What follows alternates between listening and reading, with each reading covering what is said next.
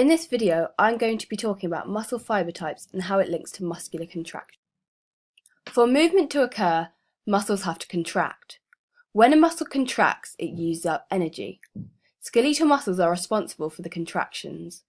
The sliding filament theory is how skeletal muscles contract to produce movement. In different sporting events, muscles are required to contract differently. In a 100-metre sprint, muscles need to contract very quickly so that power and force can be generated for a short amount of time. Whereas in a 5,000-metre run, muscles contract very slowly. This is because they use oxygen to produce energy for muscular contraction, and they contain fibres which are very resistant to fatigue, so only slow contractions are needed. There are three different categories at which muscle contractions fit into.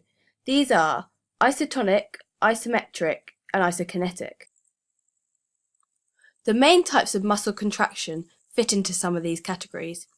These main types of muscle contractions are isometric, concentric, and eccentric. Isometric contraction is when the muscle contracts but doesn't move, meaning no movement occurs. The muscle stays the same length. During isometric contraction, the muscles are still under stress and being active, but they just don't move.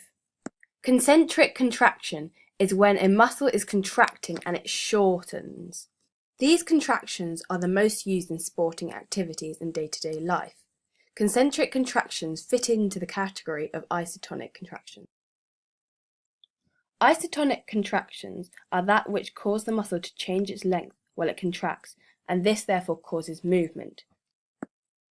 Concentric and eccentric contractions fit into this category. Eccentric contraction is when during a contraction the muscle lengthens. During this contraction it is dealing with gravity as it's a downwards motion. Also, when this type of contraction occurs, it's moving away from the origin. The origin is an attachment at the end of the muscle which doesn't move.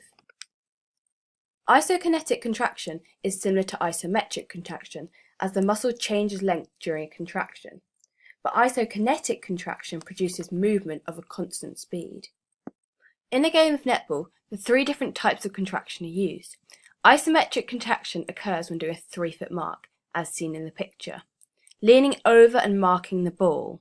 Action, the gastrocnemius is working and contracting, but not moving.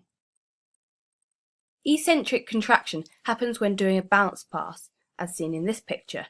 The biceps are lowering and pushing downwards to generate force and power. Finally, concentric contraction is when receiving the ball, as seen over here, and bringing it down into the chest.